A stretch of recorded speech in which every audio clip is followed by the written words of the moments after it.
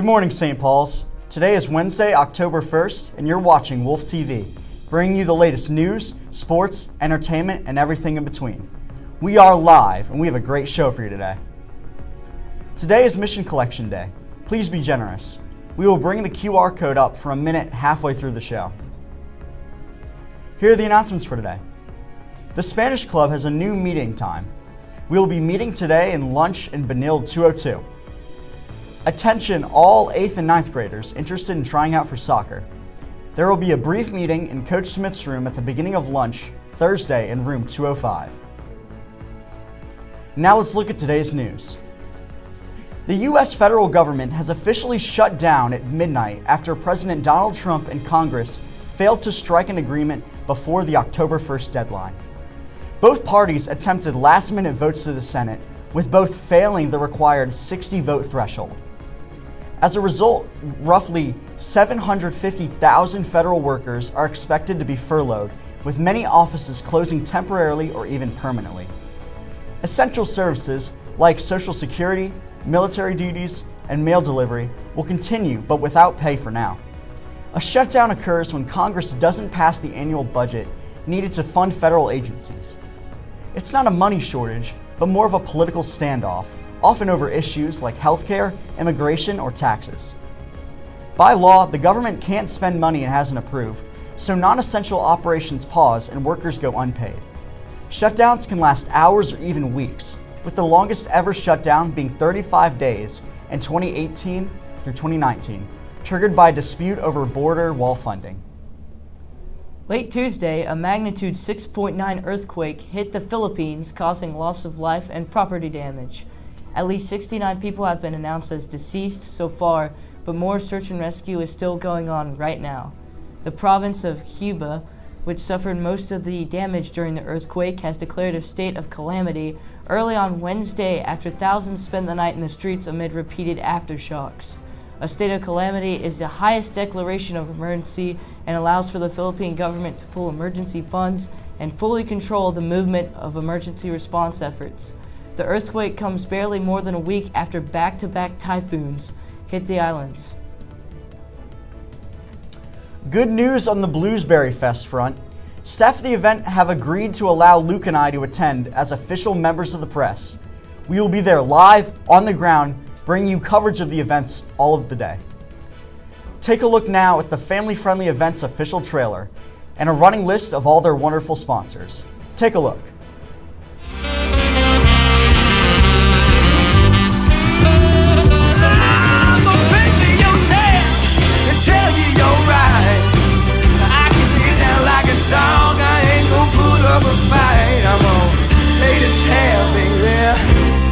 Tell you you're right.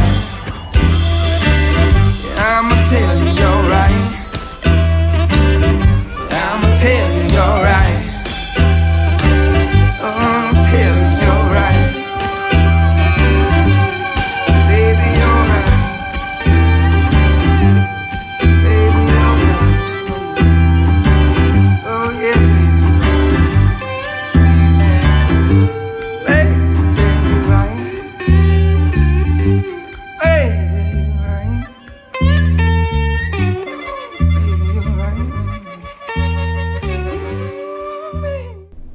Looks like a lot of fun. Now here comes Wolf TV Trivia.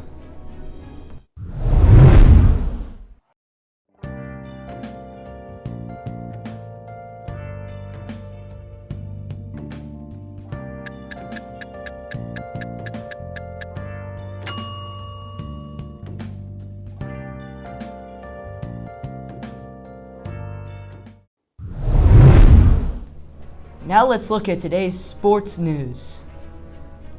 On Monday night, the NFL continued with their weird doubleheader schedule. The Dolphins and the Jets faced off in the first of the two games. The Dolphins came out on top with a score of 27-21.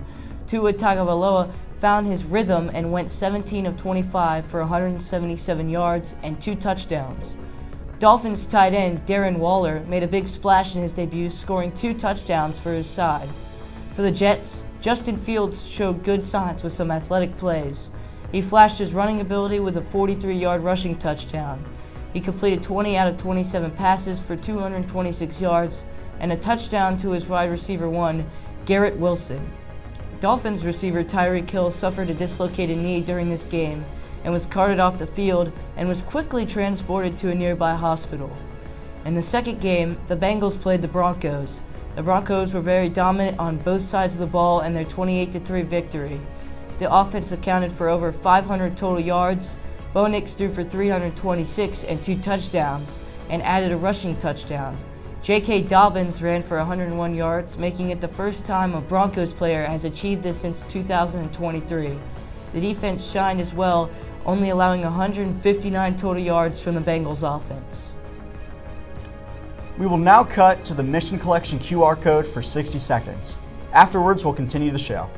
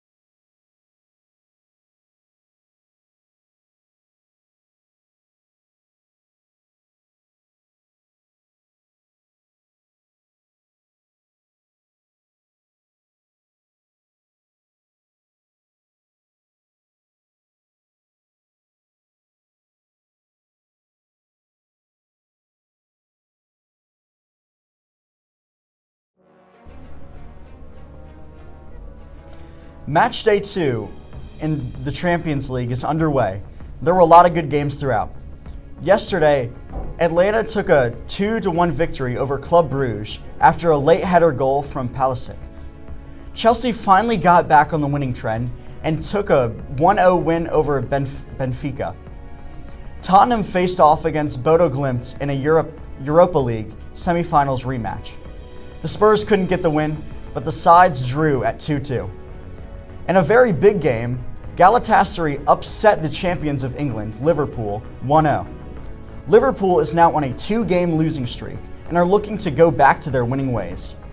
Today, the matchup of the week is FC Barcelona and PSG. The former champions of Europe, PSG, look to keep their Champions League win streak alive against a worthy opponent in Barcelona. The number 1 and number 2 Ballon d'Or rankings will also be facing off in this game. Look for fireworks. Now it's time for Song of the Day.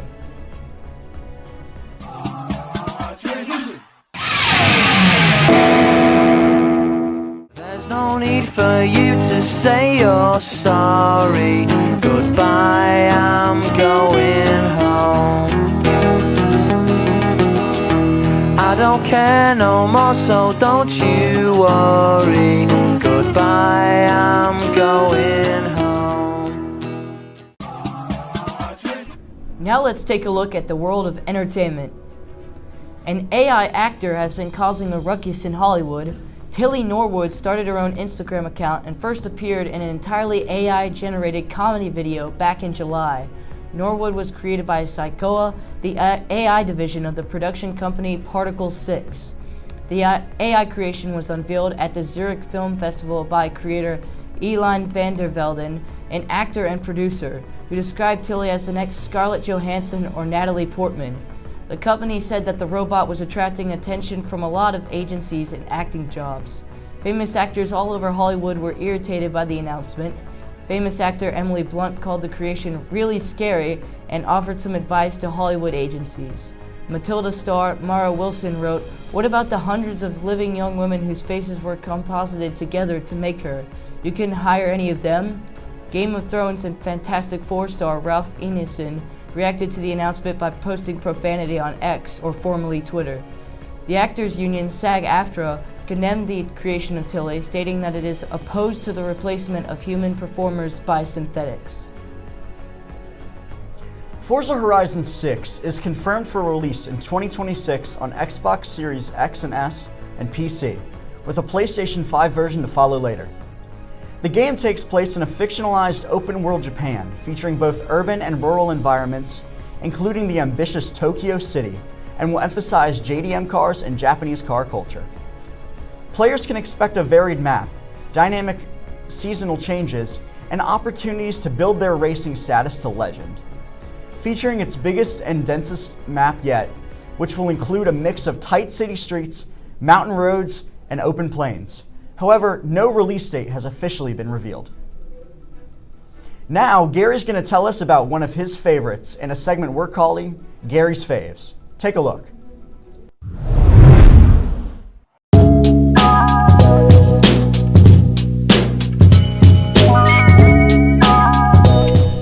Hey everyone, it's Gary with another movie. Today's movie is Wreck-It Ralph.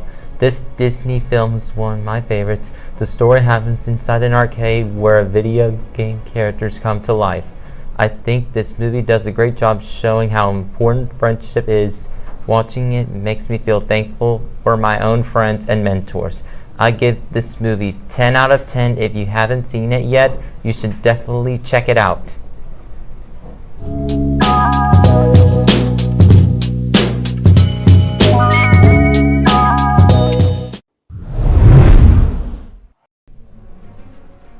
Hey Luke, why did the stadium get hot after the game? Why? Because all the fans left. That's our show for today, Wolves. Thank you for watching Wolf TV, and until next time, let's make it a great day.